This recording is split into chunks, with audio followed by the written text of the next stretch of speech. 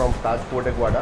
So how this concept came here, during pandemic, what we decided, okay, let's do something different.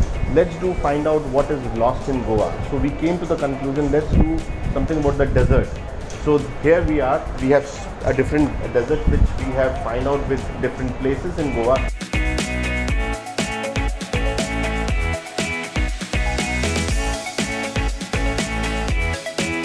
So we have Doyle, Chef Doyle, who is there with us at Amoresco, and we have another chef who's in a bakery. So together we thought, okay, let's study something nice in which, we can bring the legacy back.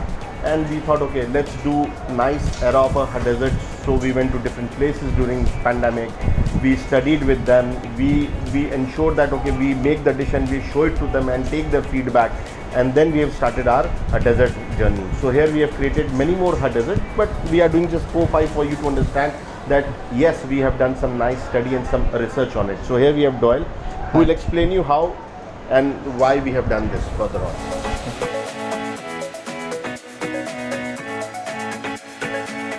I'm Chef Doyle Alfonso.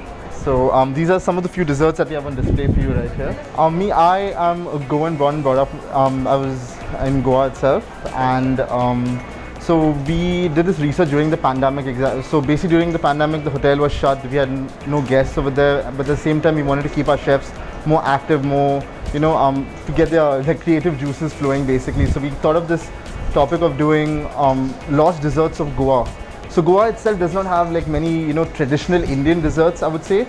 So it's it has a very different mix of like European and a different like mix of European as well as Indian, desserts mixed together. And this shows how when the Portuguese arrived to Goa, how they themselves altered their recipes and all the locally available ingredients and came up with these like wonderful creations of theirs, which sadly now is not so common in Goa. So we're trying to do this research or this study to kind of revive it, get it back out there, so people are more aware, because these are some lost treasures that you don't find so easily anywhere else in India. So yeah, it's also known as Fios de Ovos or angel hair. So back in the day, we used to have the Portuguese colonization that happened. We had a lot of monasteries and convents in Goa. So there they used to use a lot of egg whites in starching of their garments and for priests and nuns and everything. So they were left with a surplus of egg yolks. So instead of just throwing them out, they decided to why not create something sweet, put it into something else, create some new dishes. So this is one of those creations that came to be because of the surplus of egg yolks. So over here we have, as you can see here, they're just strands of yellow strands, and they're actually sweet in texture. So these are just egg yolks that are mixed together and they're cooked in sugar syrup. And as soon as they're put into the sugar syrup in this swirling motion, they kind of like flare apart to the edges of the pan, and you get these nice yellow strands of egg yolk that are sweet in texture. And because it's cooked at such a high heat with the sugar syrup, the smell of the egg yolks do like fade away, so you don't get that eggy smell in it. So this Lathria, or also known as Fios de Ovos. So these are mainly used for decorations for cakes or garnishes for cakes. In some countries they also have it like as a side dish to as an accompaniment along with their main course. So this is one such creation. And apart from that, even in Portugal, in many of these wine distilleries, they used to use egg whites as a process to refine the wine, to remove impurities. So they too used to have a surplus of egg yolks, which used to be sent to either monasteries or convents, where the nuns used to use these egg yolks, make sweets, sell them, and whatever money they collected used to be used by them for like sustaining themselves, for their own personal use, and whatever extra money they had with them was in turn given away to charity, and that's how they helped the community in turn. So yeah, so this led to one such creation. And then next we have Dedos de Damas, which literally translates to ladies' fingers. So yeah, so this, as you can see, they look like lollipops. It's almost like an edible arrangement, like an edible flower arrangement, something similar to that. So with this, they do make a mazapan filling using cashew nuts. So usually traditionally mazapan is made using almonds, but when they moved to Goa, almonds were very scarcely available, but on the other hand, cashew nuts were in abundance and plentiful everywhere. So they altered their recipes, and instead of almonds, started using cashew nuts instead. And being in Goa, a coastal city, a lot of coconut, plenty of coconuts around. So this mazapan has like fresh coconut and the cashew powder cooked together, which you get the scent of, that's like the mazapan. And so you get it on sort of like a lollipop. Yeah, and after the mazapan is cooked and cooled, they put it onto the lollipop stick, and then they coat it in like a hard caramel. So you have like little bitterness of the caramel and to balance of the sweetness of the marzipan inside. So these are very common in different Catholic homes as well. And like for occasions like festive things like Easter, Christmas, even weddings you'll see them a lot, but not anymore. Like back in the day you used to see them quite a lot. So these are just like taken individually and like enjoy like how you would like enjoy a lollipop. So they slowly like lick onto it and then until you get to the center, which is a gooey marzipan. Yeah. So they usually prop it up on fruits like pineapples or watermelons, or sometimes they just make like how you have a croquembouche, like a giant cone, and on that it just swirls and swirls and swirls of it if you have a much larger arrangement of it. So this is a smaller version of it. Then we have the next dessert that we have is Bolo Sanjava. So Sareval literally translates to no rival. This dessert is considered to have no rival, like no competitors that can like face it. So this again is one of those traditional desserts that you would find in Portugal that they would make, but there they would use almond flour. And as you can see inside they have small thin layers of a thin almond sponge, but instead of almond they have used cashew nuts, since cashew nuts are easily available in Goa.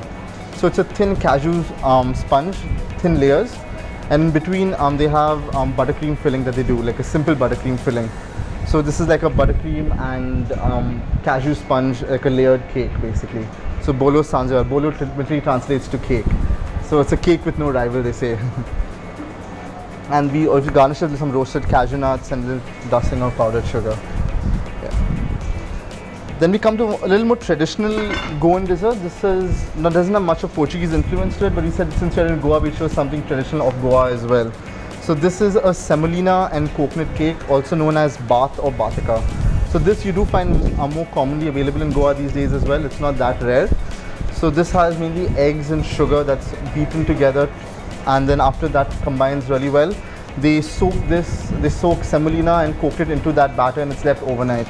And along with some like little nutmeg or cinnamon can be added for extra flavor. And then it's usually baked the next day. So the semolina absorbs all this liquid, and the moisture becomes nice and fluffy. So when you bake it the next day, you have this really light, nice, fluffy cake. Although there's semolina, it's not too dense, not too heavy to eat. And this is mainly enjoyed in Goa as a very popular tea time snack. So usually at tea time, if you go to a local Goan house or something, you'd see these uncles and aunties really enjoying their tea along with like a slice of this bath along with that. So we have these 4 desserts for you over here. And apart from that, we have these small little artifacts of Goa and Portuguese all around actually over here. So we have like 2 Portuguese soldiers kind of depicting, like saluting to welcome you in here. And we have like these are the local Goan instrument called a gumot. So it's like a tabla sort of, which has a hollow end at the back. Yeah, no, I don't know how to play it, but it does make a unique sound. So the unique thing about this is the membrane used over here is actually from the monitor lizard. So this is the skin of the monitor lizard. So that itself has a specific acoustic thing to it. So yeah.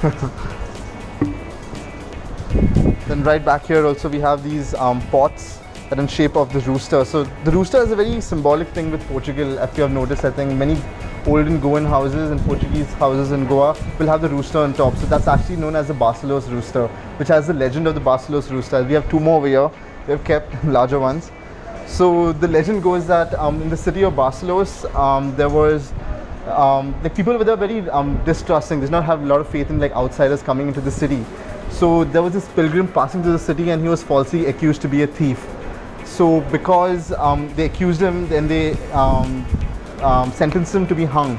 So in that rage, this pilgrim who was completely innocent goes up to the judge's house, and he was like, "I'm innocent, you cannot hang me." And while he went to the judge's house, apparently he had a fully roasted cockerel on the table. And he said, "Because you have falsely accused me of being a thief, the day that you'll hang me, that same rooster will stand and crow." So apparently the legend goes that at the moment of this hanging, the rooster did stand and crow. So this is like the legend or the myth that has been going around. So apparently the pilgrim came back to the city a year later, and he carved out a rooster in marble, because he claimed it was a miracle of Our Lady and a saint, so in what do you call it, in like remembrance or in good faith, that because of them they're overlooking me, he carved this rooster. And apparently until now in the museum in Portugal, that rooster still exists. So that's how the rooster has come to be like the embodiment of good faith, So whenever it was a tradition when we go to meet someone new, they would take a small statue and present it as a gift to this So people. if I have to go and make, if I have to go and make a Goan family happy with my presence, I have to take a But small the thing is statue of the rooster. that I guess you could do that. You could have it on the smaller statue on the table as well. That is a different one, but yeah. So, but in fact, people in Goa are still not aware of this legend. Like they have it on their houses, they know it's going around. People are not aware of the story as to what's behind the rooster. So these are small kind of things that we ended up finding, these small tidbits, which we found really interesting. We thought, we should get it out there.